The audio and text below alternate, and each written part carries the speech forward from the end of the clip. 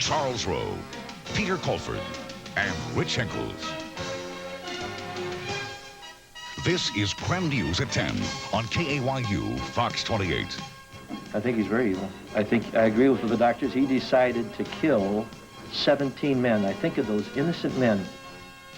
That's one opinion on Jeffrey Dahmer, one of many a Milwaukee jury will have to sort through now that Dahmer's sanity trial is nearing its end. Good evening, everybody.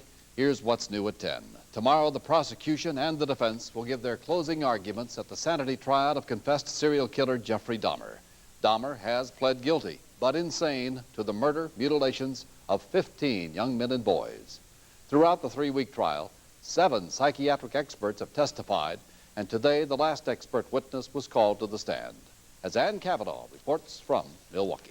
Anyone in the world who would want to wake up in the morning and trade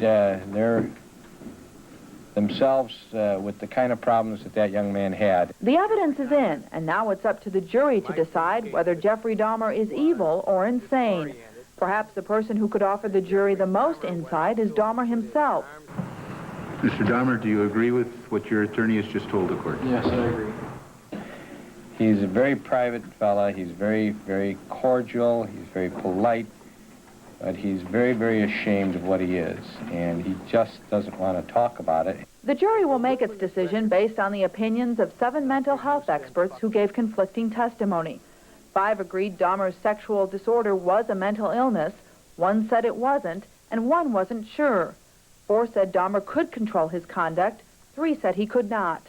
Today, the prosecution's final witness, Dr. Park Dietz, gave the jury more examples of Dahmer's bizarre behavior, including the information that Dahmer used a condom when having sex with corpses. But Dietz said bizarre doesn't mean insane. The jury's verdict will determine whether Dahmer goes to prison or a mental institution. Today, Gerald Boyle said Dahmer doesn't care where he goes.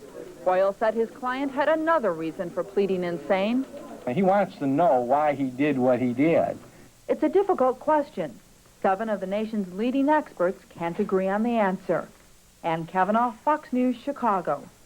Once deliberations begin tomorrow, the jury will then decide whether Dahmer spends the rest of his life in a prison or goes to a mental institution. Donald Trump is getting into a new business. This time it's plea bargaining. The Donald has an offer that would keep his friend Mike Tyson out of jail. Trump proposes a title fight between Tyson and Evander Holyfield. Tyson's share of the $30 million purse would benefit victims of rape and abuse in the state of Indiana, where he was convicted. But a spokeswoman for the National Organization for Women says that's ridiculous. It would be so obvious that this was a situation in which an individual who had a great deal of money was buying his way out of jail. The case could be made, well, you shouldn't be allowed to buy yourself out, as perhaps the prosecutor would say, but a lot more people can benefit by what I'm suggesting than by throwing a man in jail.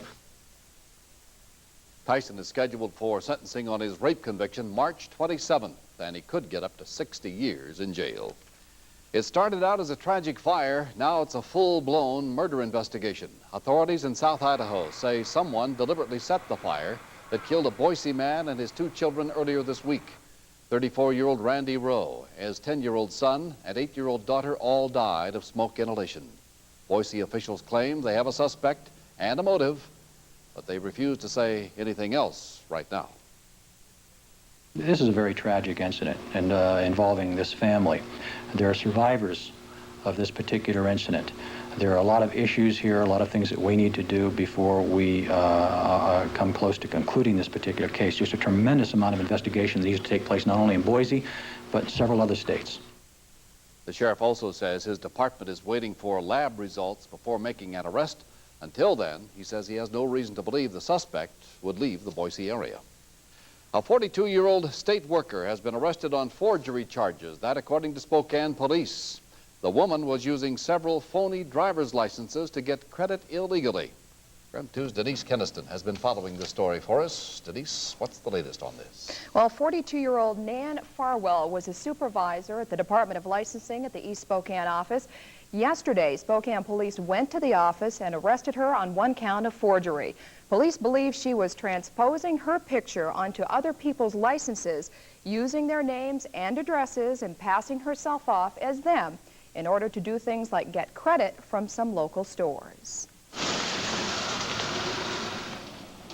Nan Farwell has worked at the Department of Licensing since 1985. At the time of her arrest yesterday on one count of forgery, she was a supervisor. Farwell was allegedly using doctored licenses to obtain bogus credit at local Spokane stores. Fellow workers say they had